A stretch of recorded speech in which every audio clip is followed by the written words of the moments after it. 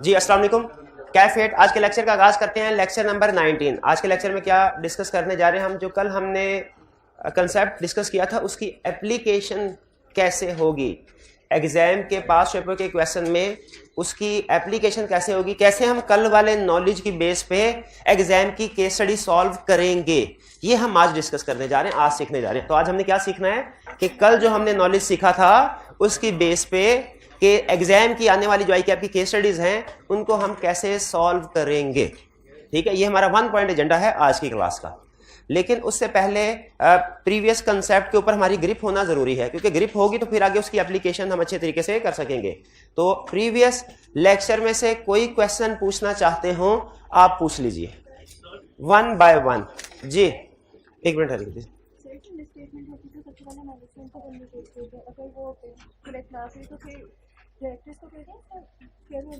देखिए सुन ले, इनका क्वेश्चन ये है कि जब मिस स्टेटमेंट सामने आती है ऑडिटर फौरी तौर पे रिपोर्ट नहीं देता, पहले मिस स्टेटमेंट कम्युनिकेट करता है।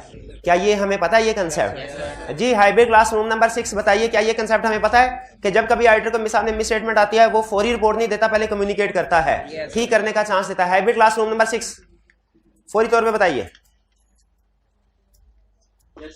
जी हाइब्रिड क्लास रूम नंबर 4 आप भी बताइए, क्या आपको ये बात पता है कि ऑडिटर पहले कम्युनिकेट करेगा मिस स्टेटमेंट? हाँ शाबाश। अच्छा कम्युनिकेट किसको करेगा? इनका क्वेश्चन है मैनेजमेंट को तो करता ही करता है। अगर मैनेजमेंट रिफ्यूज कर दे कि मिस स्टेटमेंट को करेक्ट नहीं करता, फिर दोष ऑफ गवर्नेंस को, और दोष ऑफ गवर्नेंस को भी अगर ना करेक्ट करवा सके तो फिर उसके बाद ओपिनियन मॉडिफाई करता है। ठीक है, ये तरतीब चलती है। लेकिन सम टाइम केस स्टडीज में हम एक ही लाइन में दोनों चीजें निपटा देते हैं कि auditor shall communicate this misstatement to management and those charged with governance, और फिर अगली लाइन में कहते हैं if still uncorrected this will be misstatement, और फिर इंपैक्ट ऑन रिपोर्ट बता देते हैं। तो प्रैक्टिकली ये दोनों स्टेप परफॉर्म होते हैं। स्टेप नंबर 1 मैनेजमेंट को बताया, स्टेप नंबर 2 दो चार्ज विद गवर्नेंस को बताया। लेकिन एग्जाम में मार्क्स को सामने रखते हुए आप दोनों चीजें एक ही लाइन में निपटा सकते हैं। क्लियर हो गया क्वेश्चन का? जी और बताइए। सर हमने मटेरियल डेफिनेशन में पढ़ा कि वो अमाउंट जो यूजर के रिक्वायरमेंट से यूजर प्लस करे, तो सर मटेरियल तो यूजर पे डिपेंड करती है, हमने 5% ऑफ प्रॉफिट कैसे करेंगे? हाँ क्वेश्चन का ये सर मटेरियलिटी की डेफिनेशन में उसने कहा है कि मटेरियलिटी वो चीज होगी जो यूजर्स को सामने रखे, जो यूजर के डिसीजन को चेंज करेगी, और मटेरियलिटी की डेफिनेशन में यूजर का लफ्ज इस्तेमाल हुआ है। तो हमने एज ऑडिटर कैसे कह दिया 5% ऑफ प्रॉफिट मटेरियलिटी? देखिए IAASB ने यूजर से सर्वे करके पूछा है कि आपका डिसीजन किस चीज की वजह से सबसे ज्यादा इफेक्ट होता है। खुद सोचें, सबसे बड़ा user share holder, share holder को पूरी फाइनेंशियल स्टेटमेंट में सबसे अहम पैरामीटर कौन सा डिसीजन मेकिंग का? प्रॉफिट। इसी हाँ परसेंटेज भी हमने शेयर होल्डर्स को सामने रख के डिसाइड की हुई है, ये हमने खुद से डिसाइड नहीं की हुई। नॉर्मली शेयर होल्डर्स ये कहते हैं कि 5% ऑफ प्रॉफिट हो तो हमारा 5% ऑफ प्रॉफिट से कम की प्रॉब्लम हो तो हमारा डिसीजन चेंज नहीं होता। अगर किसी जगह पे कंपनी में 5% ऑफ प्रॉफिट से ज्यादा की प्रॉब्लम हो तो फिर हमारा डिसीजन चेंज होता है। तो ये परसेंटेज भी हमने यूजर्स को सामने रख के ही डिसाइड की हुई है। लेकिन एक चीज आपको और बता दूं, ये जो परसेंटेज है ये हार्ड एंड फास्ट रूल नहीं है। यूजर खुद कहते हैं सर सम टाइम ऐसा होता है कि कोई मिस स्टेटमेंट स्मॉल अमाउंट की होती है लेकिन वो इतनी क्रिटिकल, इतनी सेंसिटिव होती है, हम ऐसी कंपनी से दूर भागते हैं।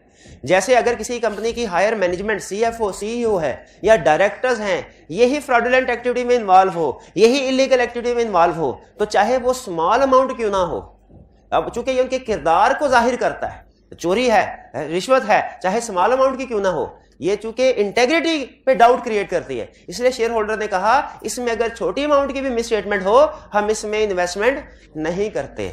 तो नॉर्मली हमारा मटेरियलिटी का लेवल क्या है? 5% ऑफ प्रॉफिट। लेकिन ये हार्ड एंड फास्ट रूल नहीं है। समटाइम्स स्मॉलर अमाउंट की मिस स्टेटमेंट भी यूजर के डिसीजन को अफेक्ट कर देती है। मैंने उसकी 2 एग्जांपल आपको दे दी, इलीगल एक्टिविटीज और फ्रॉड की। ठीक है, आपको याद है कल मटेरियलिटी के नीचे एंड में हमने एक लाइन पढ़ी थी, materiality depends on size as well as. तो ये जो इलीगल एक्टिविटी है, ये जो मनी लॉन्ड्रिंग है, ये फ्रॉड, ये नेचर की एग्जांपल है। हाँ क्वालिटेटिव समझ लीजिए क्राइटेरिया है। क्लियर हो गया मेरे भाई? तो हम नॉर्मल रूल 5% ऑफ प्रॉफिट है, लेकिन ये हार्ड एंड फास्ट रूल नहीं है, सम टाइम स्मॉलर अमाउंट की। लेकिन केस स्टडी हमने 5% ऑफ प्रॉफिट की बेस पे सॉल्व करनी है, ये ध्यान में रखिएगा। इसमें आगे चल के एडवांस क्वेश्चन में कुछ ट्विस्ट आएंगे, जैसे एक मैंने आपको बता दिया स्मॉल अमाउंट भी बाजू का मिटे, वो हम बाद में पढ़ेंगे। क्लियर मुतमिन है? शाबाश। अगर क्वेश्चन में उसने स्पेसिफाई कर दिया मटेरियलिटी लेवल ये होगा फॉर एग्जाम्पल कुछ भी कह दिया, कुछ भी, मैं एक एक दो दो करके क्या एग्जाम्पल दूं, कुछ भी कह दिया तो हमारा मटेरियलिटी लेवल वो होगा जो उसने कह दिया क्वेश्चन में। क्वेश्चन में कह दिया उसको चैलेंज नहीं करना हमने। ठीक है जी, और कोई क्वेश्चन जी?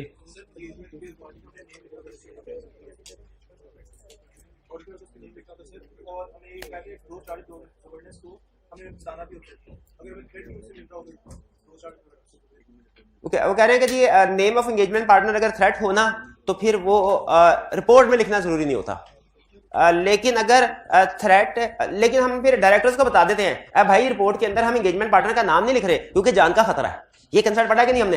ये जान के खतरे वाला कंसेप्ट पढ़ा हुआ है। हाँ, उनका क्वेश्चन ये है कि सर अगर जान का खतरा हो ही डायरेक्टर की तरफ से तो भाई फिर हम क्या करते हैं, फिर हम ये रिपोर्ट के तकल्लुफ में भी नहीं पढ़ते। अगर हमें डायरेक्टर की तरफ से कोई भी प्रॉब्लम हो ना, हमें डायरेक्टर किसी भी किस्म की कोई भी तकलीफ दे रहे हो, हमने क्या करना है, विड्रॉ करना है। हमने कहा ये बड़ा तुम्हारा क्लाइंट, ये बड़ा ऑडिट, हम जा रहे हैं घर, क्या करेंगे फिर उस सूरत में विड्रॉ करें, रिपोर्ट ही नहीं देंगे, रिपोर्ट ही नहीं देंगे, विड्रॉ कर देंगे। जान बचाना तो फर्ज है ना, जान बचाएंगे अपनी, रिपोर्ट देना फर्ज नहीं है जान। तो फिर ऐसी सिचुएशन में क्या करते हैं, जान विड्रॉ कर लेते हैं। विड्रॉ, ISAs वर्ड यूज करते हैं withdraw, company law word use करता है रिजाइन, दोनों का मतलब एक ही है। ठीक है, कैरेक्टर विड्रॉ करके घर चले। क्लियर मेरे भाई क्वेश्चन? और कोई क्वेश्चन जी?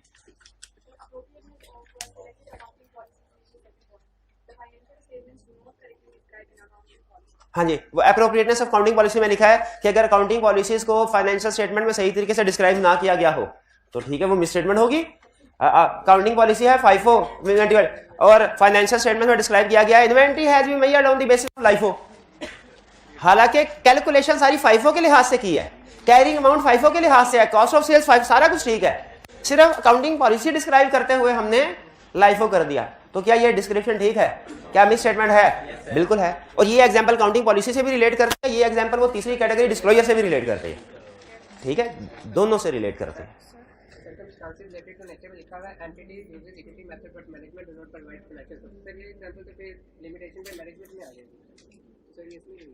उन्होंने कहा जी इक्विटी मेथड अगर मैनेजमेंट अडॉप्ट कर रही है एसोसिएट्स के, लेकिन फाइनेंशियल स्टेटमेंट्स अवेलेबल नहीं है, तो ये तो मैनेजमेंट फाइनेंशियल स्टेटमेंट एसोसिएट की नहीं दे रही, ये तो स्कोप लिमिटेशन बाय मैनेजमेंट है, तो इसको इधर क्यों लिखा है?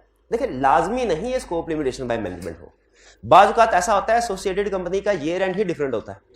अगर उसका ईयर एंड है हमारे ईयर एंड के 3 महीने बाद, तो वो कहेंगे भाईजान आपके लिए हम स्पेशल फाइनेंशियल स्टेटमेंट थोड़ी बनाएंगे, नहीं बनाएंगे।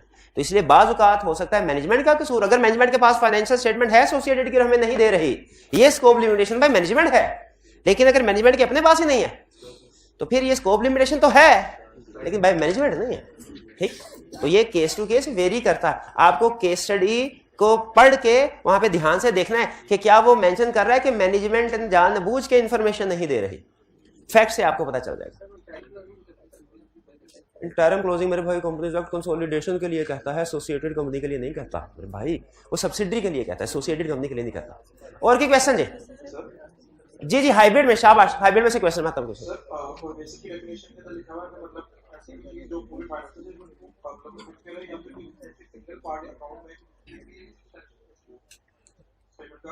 जी जी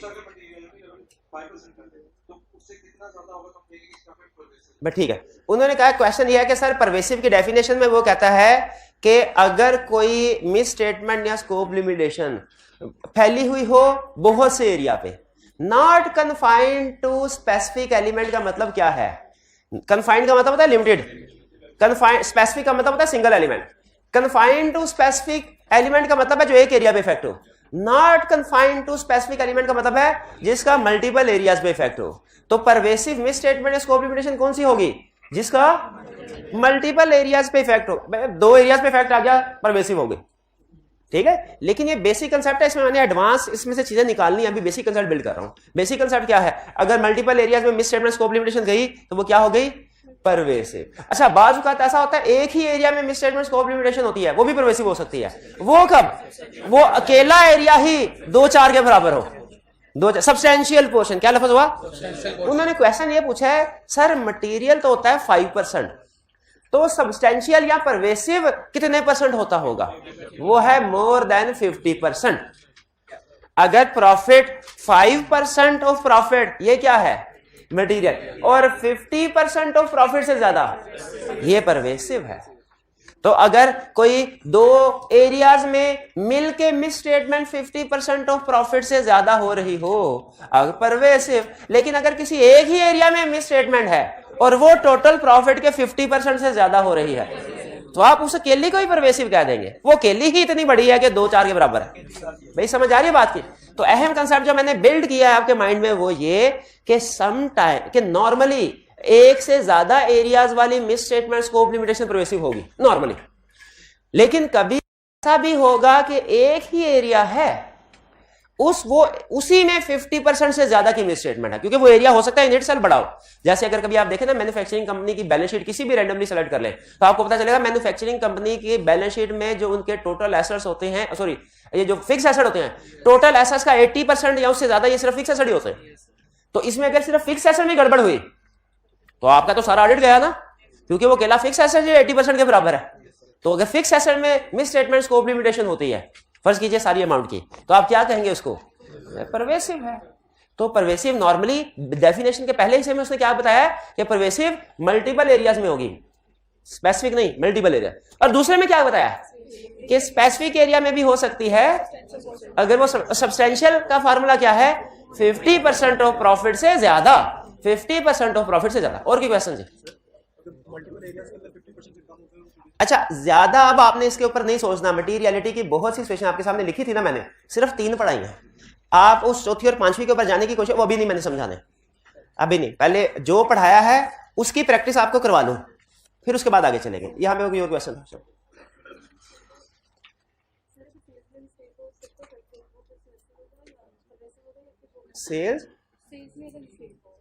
सेल्स में अगर मिस स्टेटमेंट हो उसका इफेक्ट मटेरियल होगा कि परवेसिव होगा? अच्छा एक मिनट है, ये इनका क्वेश्चन आपने पिक करना। इस क्वेश्चन से मैं केस स्टडी सॉल्व करूंगा। इनका क्वेश्चन ये है, सेल्स में अगर मिस स्टेटमेंट हो उसका इफेक्ट मटेरियल होगा कि परवेसिव होगा? मेरा पहला क्वेश्चन, क्या सेल्स की अमाउंट दी गई है? उस मिस स्टेटमेंट की अमाउंट दी गई है? मिस स्टेटमेंट कितने की है? या तो केस स्टडी में अमाउंट दी गई होगी या नहीं दी गई होगी। अमाउंट दी, अगर फर्ज कीजिए अमाउंट दी गई है, अब आप बोले अमाउंट दी गई, मैं क्वेश्चन पूछ रहा हूं, क्या केस स्टडी में सेल्स की मिस स्टेटमेंट की अमाउंट दी गई है? दी गई है। मैं उसे 5% ऑफ प्रॉफिट के साथ कंपेयर करूंगा। अगर 5% ऑफ प्रॉफिट से कम हुआ मैं कहूंगा इमटेरियल, अगर 5% ऑफ प्रॉफिट से ज्यादा हुआ मैं कहूंगा मटेरियल, अगर 50% ऑफ प्रॉफिट से ज्यादा की मिस मैं कहूंगा परवेसिव। वो मिस स्टेटमेंट की अमाउंट पे डिपेंड करेगा। एग्रीड? दूसरा, अब मैं दूसरा सवाल, फर्ज कीजिए कि मिस स्टेटमेंट की अमाउंट गिवन नहीं है।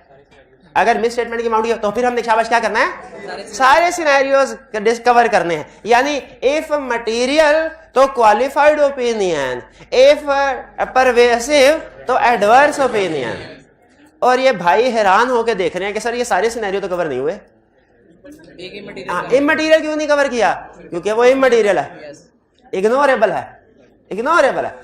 असूली तौर पे कवर होना चाहिए था, लेकिन अगर आप आई कैप के पास पेपर के सोल्यूशन देखें, जितने मर्जी देख लें, आई कैप के एग्जामिनर कमेंट्स और मार्किंग स्कीम देखें, तो वो इमटेरियल को कवर नहीं करता, ना सोल्यूशन में, ना एग्जामिनर कमेंट्स में, ना मार्किंग स्कीम में। इसका मतलब है इमटेरियल लिखने की जरूरत नहीं है।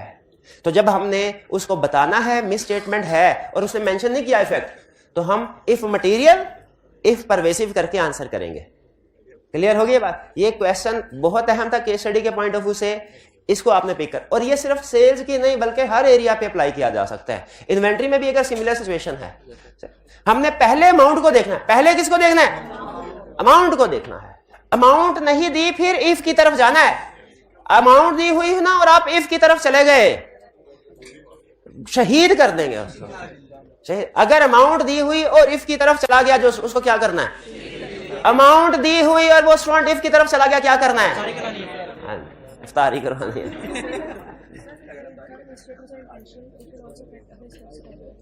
हाँ, मिस स्टेटमेंट। अच्छा, आज ना कंसेप्ट केस स्टडी के पॉइंट ऑफ व्यू से आपने नोट किया होगा, मैंने नया टॉपिक कोई नहीं रखा, लेकिन इसका यह मतलब नहीं है हम नई चीज कोई नहीं सीखेंगे। हम ऐसी चीजें सीखेंगे। कल था बेसिक कंसेप्ट केस स्टडी के लिए, बहुत अहम, मोस्ट इंपोर्टेंट लेक्चर में से था। लेकिन आज हम उसके अंदर जो एग्जामिनर जिस तरीके से हमें घुमाएगा वो चीजें डिस्कस कर रहे हैं। कंप्लेक्स कंसेप्ट है। क्वेश्चन इनका ये है कि अगर क्वेश्चन में मिस स्टेटमेंट इंटेंशनल हो तो क्या होगा? थोड़ा सा आगे हो गया सर। इंटेंशनल हो तो एक चीज हम रखे, मिस स्टेटमेंट किसी भी किस्म की, मिस स्टेटमेंट की टाइप्स बताई ना आपको, कल एग्जांपल्स बताई मिस स्टेटमेंट की 3 कैटेगरी, स्कोप लिमिटेशन की कैटेगरी बताई 3 कैटेगरी, उनके आगे एग्जांपल बताए। अब सुने, मिस स्टेटमेंट किसी भी कैटेगरी की हो, मिस स्टेटमेंट किसी भी टाइप की हो, मिस स्टेटमेंट है, रिपोर्ट पे इफेक्ट सेम है। मिस स्टेटमेंट किसी भी टाइप की हो, मिस रिपोर्ट पे इफेक्ट सेम है। स्कोप लिमिटेशन किसी भी टाइप की हो, स्कोप लिमिटेशन है, रिपोर्ट पे इफेक्ट सेम है। ये कंसेप्ट बिल्ड हुआ। अगला सवाल फिर ये जहन में आता है, अगर किसी भी टाइप की मिस स्टेटमेंट है, रिपोर्ट पे इफेक्ट सेम है, स्कोप लिमिटेशन किसी भी टाइप की है, रिपोर्ट पे इफेक्ट सेम है, तो फिर हमने टाइप्स पढ़ी क्यों? फिर टाइप्स वाला कंसेप्ट दुनिया में आया क्यों? इस वजह से अब सुनिए कंप्लीट कंसेप्ट। मिस स्टेटमेंट किसी भी वजह से हो, रिपोर्ट पे इफेक्ट सेम है, लेकिन अगर मिस स्टेटमेंट इंटेंशनल है तो रिपोर्ट के साथ साथ अदर एस्पेक्ट्स ऑफ ऑडिट पे भी इफेक्ट आएगा, अदर एस्पेक्ट्स ऑफ ऑडिट पे भी इफेक्ट आएगा। फॉर एग्जाम्पल, अच्छा एक मिनट पहले, इससे पहले तो मुझे ये बताइए, क्लास में किसी स्टूडेंट को क्या ये पता है कि ऑडिट और ऑडिट रिपोर्ट में क्या फर्क? एग्जाम में केस स्टडी में कभी कहेगा इफेक्ट ऑन ऑडिट बताओ, कभी कहेगा इफेक्ट ऑन ऑडिट रिपोर्ट बताओ। ऑडिट रिपोर्ट कहे तो मतलब सिर्फ ऑडिट रिपोर्ट पे इफेक्ट बताना है, उससे बाहर नहीं जाना है। प्रोसीजर्स पे क्या फर्क पड़ेगा नहीं बताना है, रिस्क पे क्या फर्क पड़ेगा नहीं बताना है, विड्रॉल के बारे में नहीं बताना है, सिर्फ किस मैनेजमेंट की इंटेग्रिटी पे डाउट क्रिएट हो रहे हैं नहीं बता, किसके बारे में बताना है? सिर्फ रिपोर्ट के बारे। Report, audit report limited word है, ऑडिट कंप्रीहेंसिव वर्ड, ये स्टार्ट से लेके एंड तक हर फेज को कवर करता है लफ्ज ऑडिट, और लफ्ज ऑडिट रिपोर्ट सिर्फ आखिरी वाले डॉक्यूमेंट, आखिरी वाले फेज को कवर करता है। तो पहली चीज तो ये लिख ले, audit is more comprehensive word than audit report, audit is greater than audit report. ये कंसेप्ट, और ये केस स्टडी में आपके काम आएगा। आप मेरे से बार बार सर ये क्यों लिख दिया, ये क्यों लिख दिया, ये क्यों लिख दिया, किसी क्वेश्चन में आप रिस्क की बात भी कर रहे हैं, किसी में प्रोसीजर की बात भी कर रहे हैं, और रिपोर्ट की भी बात, किसी में सिर्फ रिपोर्ट की बात कर रहे हैं, उसमें तो रिस्क की, प्रोसीजर की, इंटेग्रिटी की, विड्रॉल की बात कर ही नहीं रहे। तो मैं क्या कहूंगा, रिक्वायरमेंट पढ़ो, जब वो कहेगा इफेक्ट ऑन रिपोर्ट बताओ तो मैंने क्या करना है, सिर्फ इफेक्ट ऑडिट की, बाकी की चीज डिस्कस, रिस्क डिस्कस नहीं करना, प्रोसीजर डिस्कस नहीं करने, इंटेग्रिटी, विड्रॉल डिस्कस नहीं करना। और जब कहेगा इफेक्ट ऑन ऑडिट बताओ तो मैंने रिपोर्ट पे भी इफेक्ट बताना है, और जो प्रोसीजर वगैरह पे इफेक्ट होगा वो भी बताना है। कुछ समझ आ रही है इस बात के? अच्छा अब सुनिए, अब ये अगर आपको ऑडिट और ऑडिट रिपोर्ट में फर्क समझ आ गया तो ये कंसेप्ट अब समझ आएगा क्या, कि मिस स्टेटमेंट किसी भी किस्म की हो, रिपोर्ट पे इफेक्ट सेम है, लेकिन अगर मिस स्टेटमेंट इंटेंशनल है बाय मैनेजमेंट तो फिर अदर एस्पेक्ट्स ऑफ ऑडिट पे भी इफेक्ट आएगा। अदर एस्पेक्ट्स की मुराद क्या है? रिपोर्ट के अलावा बाकी चीजें।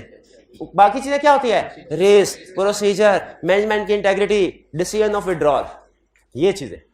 इसी तरह स्कोप लिमिटेशन की भी टिप है यही, क्या स्कोप लिमिटेशन किसी भी किस्म की हो, रिपोर्ट पे इफेक्ट सेम है। हाँ, स्कोप लिमिटेशन बाय मैनेजमेंट हो तो रिपोर्ट के साथ साथ अदर एस्पेक्ट्स पे भी इफेक्ट आएगा। अब अदर एस्पेक्ट्स क्या हैं? Risk, procedures, integrity of withdrawal condition. ये बात समझ आई आपको? ठीक है। नॉर्मल मिस स्टेटमेंट और इंटेंशनल मिस स्टेटमेंट में वही फर्क है जो नॉर्मल स्कोप लिमिटेशन और स्कोप लिमिटेशन बाय मैनेजमेंट में फर्क है। जहां पे लगे मैनेजमेंट का इस गड़बड़ में, चाहे miss statement, scope limitation, management का हाथ है, हमने अपना रिस्क भी बढ़ा देना। हमने कहना रिपोर्ट में तो जो करना है वो तो करेंगे, पहले भी करना था अब भी करेंगे, लेकिन तुम्हारा हाथ है इसमें, अब बात बढ़ेगी, बात बढ़ेगी। और भी क्वेश्चन? सर एक क्वेश्चन है। जी जी पूछिए। मैनेजमेंट को हम पहले बताएंगे कि मिस स्टेटमेंट है। सर मिस स्टेटमेंट की 2 टाइप्स है, एरर और फ्रॉड। अगर मैनेजमेंट फ्रॉड में इन्वॉल्व है तो हम मैनेजमेंट को बता देते हैं कि आपने ये फ्रॉड किया। ये एक मिनट है, मैं फ्रॉड के ऊपर भी नहीं जा रहा। फ्रॉड हमारा एक पूरा चैप्टर है 19, उसमें डिस्कशन होगी। अभी मैं सिर्फ आपको बेसिक्स रिपोर्ट की हद तक इस लेक्चर को लिमिट रखना चाहता हूं। फ्रॉड के बारे में अभी ना सोचें। फ्रॉड में मैनेजमेंट, बहुत से लोग इन्वॉल्व हो सकते हैं। थर्ड पार्टी कस्टमर भी फ्रॉड करते हैं। डिपार्टमेंटल स्टोर में घुसते हैं, जूस पी के उधर ही फेंक देते हैं डब्बे, बिल देते नहीं। कस्टमर थर्ड पार्टी भी फ्रॉड कर, हैकर भी फ्रॉड करते हैं। आउटसाइडर्स वो भी फ्रॉड कर सकते हैं। बैंक के सिस्टम को हैक करके सारे ट्रांजैक्शन जो हैं वो फेक कर लेगा। फ्रॉड हैकर भी कर सकते हैं, थर्ड पार्टी भी कर सकती है, कस्टमर भी कर सकते हैं, एम्प्लॉयज भी कर सकते हैं, मैनेजमेंट भी कर सकते हैं, डायरेक्टर्स भी कर सकते हैं, आप भी कर सकते हैं, मैं भी कर सकता हूं।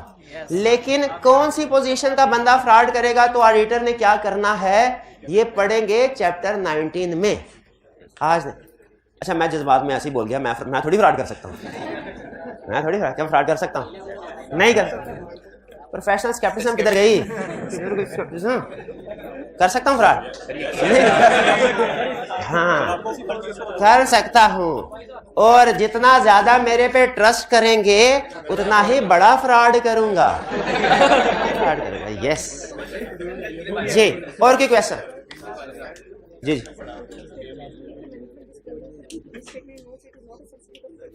हाँ जी। अच्छा, ये हाइब्रिड क्लास में एक स्टूडेंट ने क्वेश्चन पूछा था, क्या मैनेजमेंट अपनी मिस स्टेटमेंट को फाइनेंशियल स्टेटमेंट में डिस्क्लोज कर सकती है? लिखा हुआ है, it is not A correct substitute. इसका क्या मतलब है? देखें, बाज़ औक़ात ऐसा होता है कि भाईजान से कहा असाइनमेंट दी थी सबको, अगले दिन आए कहने लगे अब ये मान रहे हैं सर मैंने असाइनमेंट नहीं की। मैंने कहा अच्छा तो खड़े हो जाओ भाई, सजा तो दे। खड़े कहने नहीं सर मान गया हूं, तो अब सजा किस बात की? क्या इनको सजा मिलनी चाहिए कि नहीं मिलनी? क्या इनका ये मानना कि मैंने असाइनमेंट नहीं की इनके गुनाहों की, पापों की तलाफी है? नहीं है, नहीं। इसी तरह मुझे बताइए, है तलाफी? है तो भाईजान इसको शहीद करके मान ले सबके सामने कि मैंने शहीद किया इसको, तो माफी मिल जाए इसको। अब चुप कर गया। तो याद रखें, अगर ऐसे ये रूल होता ना दुनिया में कि कोई डिस्क्लोज कर दे या एक्सेप्ट कर दे तो उसको माफी मिल जाए, तो फिर हर मुजरिम को माफी मान लेता, मैंने जुर्म किया है। लेकिन नहीं मिलती। इसीलिए याद रखें, फर्ज कीजिए, अब एग्जांपल सुनिए जो केस स्टडी में देगा। कहेगा मैनेजमेंट ने डेप्रिसिएशन रिकॉर्ड नहीं की और नोट्स अकाउंट्स में लिख दिया we have not recorded depreciation because it will decrease profit. क्या मान लिया? क्या अब मिस स्टेटमेंट है कि नहीं है? स्टैंडर्ड कहता है जिस चीज पे अकाउंटिंग होनी चाहिए ना उसको आपने सिर्फ डिस्क्लोज कर दिया तो बात नहीं बनेगी, आपको उसकी काउंटिंग करनी है। इनकम स्टेटमेंट अभी भी गलत है, इनकम स्टेटमेंट अभी भी गलत है, चाहे मैनेजमेंट ने डिस्क्लोज क्यों ना कर दिया हो। तो अब समझ आई, disclosure is not a substitute of correct accounting treatment. समझ आ गई अब बात? चलिए शाबाश। हाइब्रिड वालों का क्वेश्चन उन्होंने पूछा, ये क्लियर हो गया। अच्छा, इसके बाद एक क्वेश्चन उन्होंने पूछा, एक और केस स्टडी के पॉइंट ऑफ व्यू हम चीज, क्या एक ही देखिए एग्जाम में क्वेश्चन आएगा ना, उसमें आपने असाइनमेंट की भी होगी, उसमें 4-5 सिचुएशन दी होती हैं, पार्ट्स दिए होते हैं, हमने हर पार्ट का अलग-अलग आंसर देना है। तो किसी पार्ट में मिस स्टेटमेंट होगी, किसी पार्ट में स्कोप लिमिटेशन होगी, किसी पार्ट आपने हर पार्ट का अलग-अलग आंसर करना है। मिस स्टेटमेंट का अलग आंसर करना है, स्कोप लिमिटेशन का, ये नहीं कहना कि चारों पार्ट्स इकट्ठे करके एक ही दफा आंसर कर देता हूं, ये नहीं करना, बल्कि क्या करना है हर पार्ट। वैसे भी आई क्या कहता है हर पार्ट को अलग पेज पे करो, ठीक है। तो इससे भी हमें पता चल गया हमने उसको कंबाइन आंसर नहीं देना, हर पार्ट को अलग करना है। सुन लीजिए, आपके सामने 3-4 पार्ट आएंगे, हर पार्ट को पढ़ेंगे, डिसीजन करेंगे। किसी भी पार्ट में या हो सकता है सिर्फ मिस स्टेटमेंट हो, या हो सकता है सिर्फ स्कोप लिमिटेशन हो, या हो सकता है दोनों में से कोई भी ना हो। ये कभी नहीं होगा कि एक पार्ट में दोनों ही हो। एक पार्ट में कह रहा हूं, एक क्वेश्चन में नहीं कह रहा, एक क्वेश्चन में हो सकता है पार्ट ए मिस स्टेटमेंट है, पार्ट बी, ये हो सकता है, लेकिन एक पार्ट के अंदर मिस स्टेटमेंट दोनों कभी नहीं होंगे, यह ज़हन में रखिएगा। ठीक है जी। एक स्टूडेंट ने क्वेश्चन पूछा था कि अगर ऐसा हो जाए तो क्या होगा? ऐसा नहीं होगा कभी, लेकिन बहरहाल प्रैक्टिस में हो सकता है।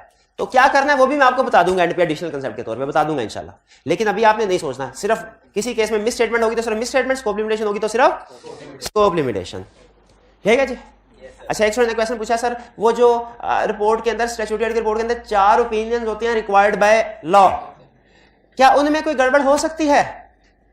उनमें कोई गड़बड़ हो सकती है? वो proper books of accounts maintain ना किए गए हो सकता है, बिल्कुल हो सकता है। अगर उनमें कोई गड़बड़ है तो ऑडिटर क्या करेगा? वो बता देगा। चारों में से जिस पैराग्राफ में गड़बड़ है उसमें जाके बता देगा।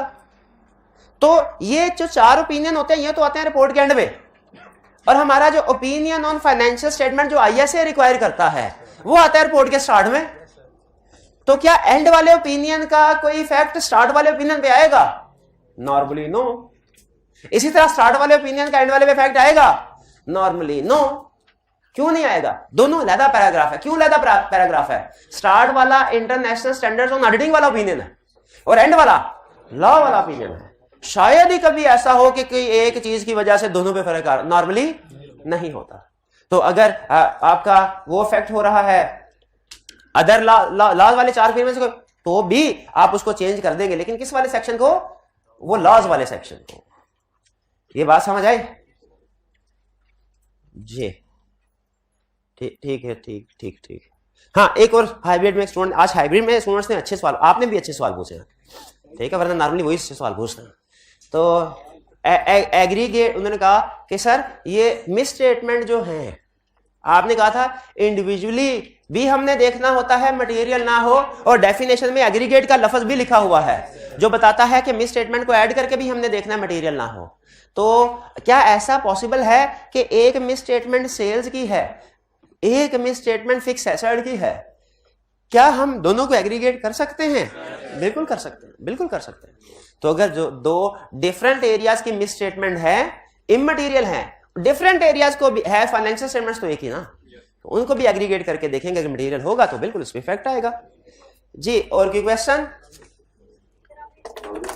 जी पूछिए, शाबाश पूछिए।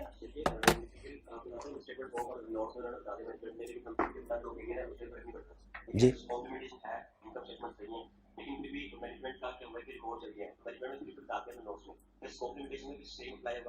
जब मिस स्टेटमेंट वाला कंसेप्ट है, ये सेम स्कोप लिमिटेशन पे भी अप्लाई होगा। अगर किसी केस में स्कोप लिमिटेशन है और मैनेजमेंट लिख देती है कि जी आग लगी थी जिसकी वजह से सारी बोरियां वाउचर वाली हमारी जल गई हैं, अब कुछ भी नहीं है हमारे पास, तो लिख दिया फाइनेंशियल से, मान लिया, क्या फिर भी ये स्कोप लिमिटेशन है?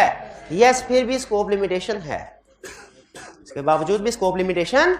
क्योंकि देखें, ऑडिटर को किससे गर्ज है? अपने एविडेंस से गर्ज है, अपने एविडेंस से गर्ज है। आई कैप को इस चीज से गर्ज है, पेपर आपने अटेम्प्ट किया है कि नहीं, सही किया है कि नहीं, उसके सही ना होने की रीजन क्या थी? रीजन बहुत सी हो सकती हैं, ठीक है। आई कैप को किसी से गर्ज नहीं, किससे गर्ज है? एविडेंस से। ऑडिटर को भी किसी से गर्ज नहीं। आग लगी है, ऑडिटर अफसोस तो करेगा, बहुत अफसोस हुआ, लेकिन ओपिनियन कौन सा होगा? वो क्वालिफाइड या डिस्क्लेमर ही होगा अगर स्कोप लिमिटेशन है।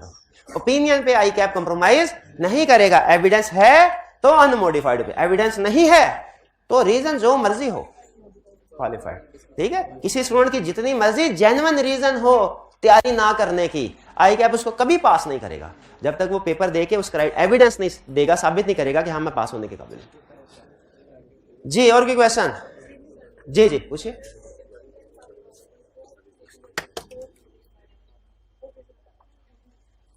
हाँ जी, ये अभी टिप पे डिस्कस करते हैं, ये भी मैं ये आपको, ये ना कुछ ऐसी चीजें होती हैं जो आपको बहुत सी केस स्टडी सॉल्व करने के बाद पता चलती है, ठीक है। बहुत सी केस स्टडीज को सॉल्व करने के बाद पता चलती है।